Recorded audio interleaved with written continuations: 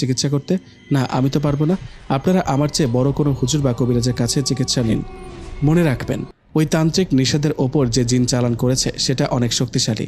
তাই করব হুজুর। আমার একটা মাত্র ছেলে, ওর কিছু হলে আমরা বাঁচবো কাকে নিয়ে? আমারই ভুল ছিল, আমার ছেলের কথা আগে বিশ্বাস করিনি। ওকে পাগল বলেছি, মাথায় সমস্যা আছে বলেছি, কত কথা শুনিয়েছি। হুজুর বলল, এখন তো বিশ্বাস হলো, এখন আপনারা চলে যান, আর কালকে ভালো কোনো হুজুর কবিরাজকে আপনাদের বাসায় নিয়ে আসুন। হুজুরের কথায় মা, বাবা ও আমি বাড়িতে চলে যাই। রাতে আমার সাথে ভয়ের ঘটনা ঘটে।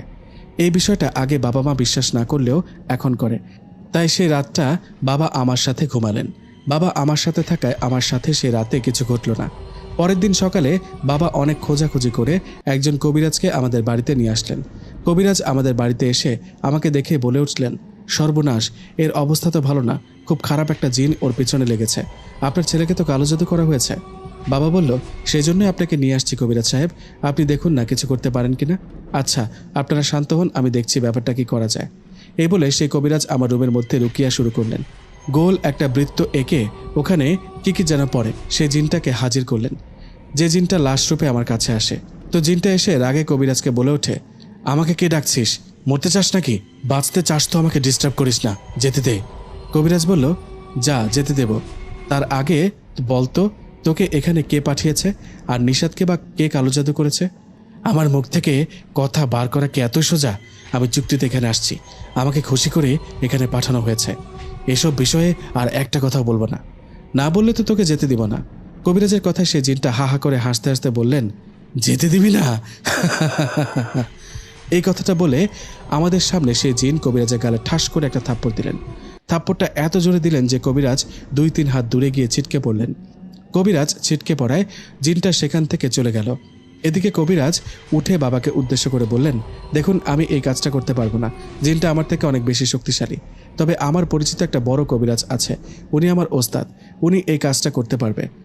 আমি ওনার ঠিকানা আপনাকে দিয়ে যাচ্ছি। আর একটা কথা, আমি এই জিনের মোকাবেলা করতে পারবো না ঠিকই, তবে আমি এই ইঙ্গিত পেয়েছি, নিষাদকে কালো জাদু করেছে ওর বন্ধুদের মধ্যে কেউ, নয়তো আপনাদের আত্মীয় স্বজনের মধ্যে কেউ। এই কথাটা বলে কবিরাজ চলে গেলেন। এদিকে আমরা পড়লাম চিন্তায়। আমার কোনো বন্ধু আমাকে কালো জাদু করতে যাবে কেন? জিসান ও সবুজ তো আমার ভালো বন্ধু। এদিকে মা তখনই বলে উঠল, আমার একটা বিষয় সন্দেহ হচ্ছে। নিষাদের বাবা, তোমার কি মনে আছে, তোমার ভাইয়ের বউ মানে নিষাদের চাচির সাথে কিছুদিন আগে ঝগড়া লেগেছিল, তখন উনি কি বলেছে? হ্যাঁ, তাই তো। ওই মহিলার ব্যবহার আমার একদমই পছন্দ না। এই কাজটা ওনারও হতে পারে। বাবা কে করেছে সেটা বড় কবিরাজি বলে দেবে। তুমি ওনার সাথে যোগাযোগ করো। ঠিক আছে, তাই করব। কালকে আমি ওই বড় কবিরাজের কাছে যাব।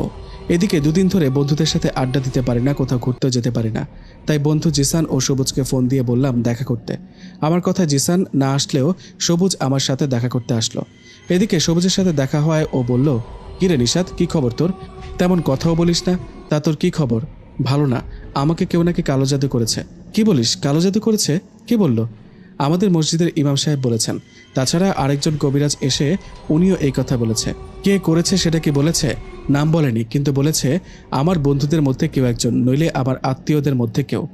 আমাদের বন্ধুদের মধ্যে যদি হয় তাহলে তো তুই জানিস কে করেছে। কে করবে? কবিরাজ তো নাম বলেনি। নাম বলতে হবে কেন, বুঝে নে।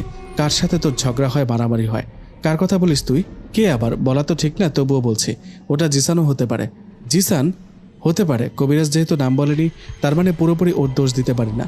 তবে কবিরাজ ওর নাম বলবে, দেখে নিস।